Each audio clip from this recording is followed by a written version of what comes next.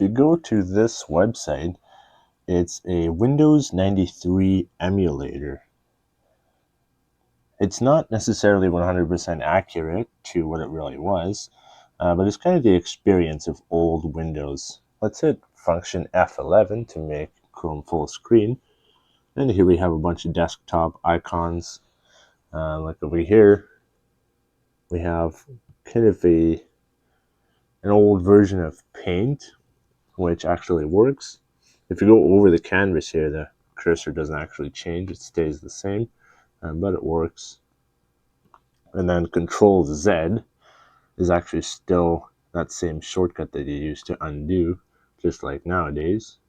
So some of those shortcuts still work. So Control Z, Control X works to cut, Control C to copy, Control V to paste.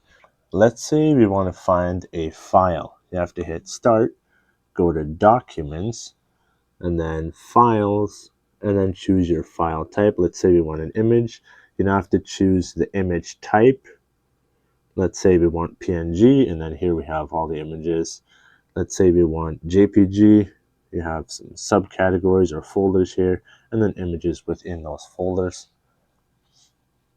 On the desktop here, we have a bunch of different kind of programs. Like we have a virtual machine of Windows 93 that you can run within it.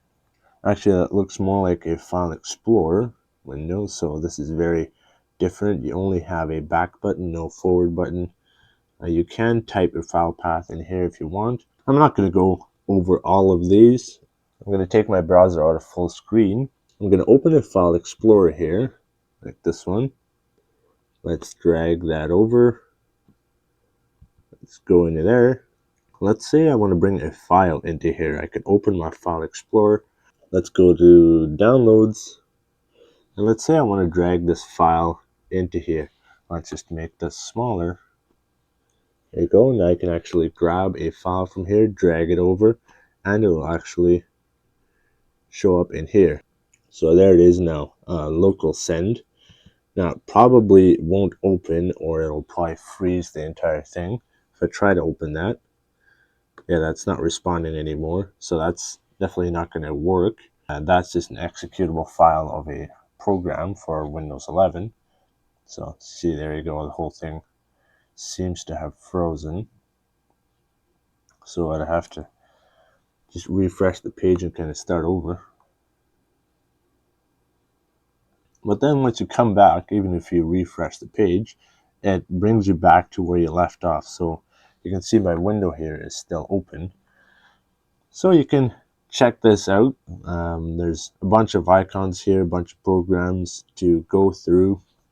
Some of them don't really work, some do. So it's just interesting to play around with it, see what works, and just kind of go back to the old experience of the old Windows.